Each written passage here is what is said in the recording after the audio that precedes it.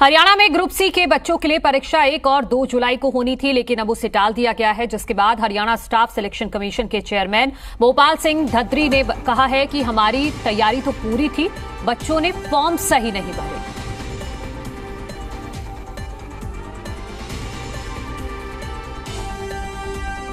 Haryana staff selection commission की ओर से 1 और 2 जुलाई को जो ग्रुप सी के 12 ग्रुपों की परीक्षा होनी थी उसे पोस्टपोन कर दिया गया है। क्या कारण रहा पोस्टपोन होने का और परीक्षाएं अब कब होंगी, नई तारीख कब आएगी, इस पर जानकारी देने के लिए हमारे साथ हरियाणा स्टाफ सिलेक्शन कमीशन के चेयरमैन भोपाल सिंह धद्री मौजूद हैं। बात करते हैं। सर, पोस्टपोन की गई हैं परीक्षाएं, क्या कारण रहा पोस्टपोन करने का? 2 कारण मुख्य हैं पोस्टपोन करने के।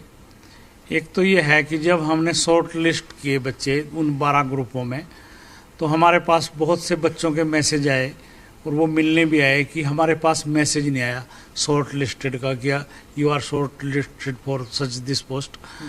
तो जब हमने देखा कि बहुत बड़ी मात्रा में तो ऐसे बच्चे नहीं होने चाहिए, तो जब उसका दस्तावेज जांच की गई तो ऐसे बड़े 300 लोग करीब थे जिन्होंने अपनी पोस्ट का नाम ही नहीं भरा था।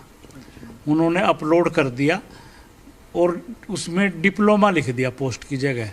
जैसे उसने डिप्लोमा इन VLD लिखना था, डिप्लोमा इन MPHW लिखना था, डिप्लोमा इन इलेक्ट्रीशियन लिखना था, तो वो नहीं लिखा, ट्रेड का नाम नहीं लिखा, सिर्फ डिप्लोमा लिख दिया।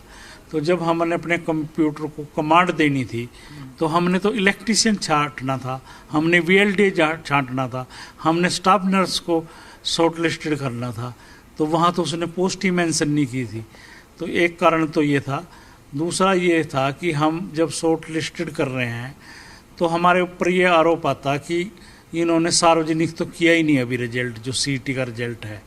तो अभी हम इन्हें निर्णय लिया है कि आज और कल में ही हम जो CET का रिजल्ट है वो पब्लिक डोमेन में डाल देंगे कि बच्चों को एक दूसरे के नंबर भी पता हों, वरना ये इशू बाद में आता है कि इसने तो सोशो इकोनॉमिक के नंबर फेक ले लिए, इसने यहाँ पे झूठ बोला। तो ये सारी समस्याएं पहले ही बच्चों की तरफ से ही हल हो जाएं और हम अपने सिस्टम में हल कर लें, तो इसलिए पोस्टपोन करना पड़ा। अब परीक्षाएं कब होंगी? क्योंकि अगर इस तरह से पोस्टपोन होती हैं तारीखें तो कहीं ना कहीं बच्चों में निराशा हो जाती है, बच्चे तैयारी कर रहे होते हैं। नहीं, देखिए, इसमें बच्चों को निराश होने की आवश्यकता नहीं है। तो हम तो मान रहे हैं कि कुछ गलतियां हमारे लेवल पे हुई हैं और बहुत बड़ी गलतियां कैंडिडेट के लेवल पे हुए हैं। वही कैंडिडेट फिर कोर्ट तक जाते और हमारी सारी उसको चैलेंज करते, तो हमने सब चीज़ें पहले ही दुरुस्त कर लेनी चाहिए। इसलिए निराशा होने की कोई ज़रूरत नहीं है बच्चों को। और हम जल्दी ही लगभग 16-17 जुलाई के बाद ये जो है रीशेड्यूल डालने वाले हैं और जुलाई माह में ही हम अपनी परीक्षाएं शुरू करने वाले हैं। तो बच्चे निराश ना होकर अपनी एजुकेशन पे, अपनी स्टडी पे ध्यान दें। जो ग्रुप डी की परीक्षाएं होनी है उनमें तो कोई बदलाव नहीं किया गया फिलहाल, उनके लिए तो तैयारी पूरी है।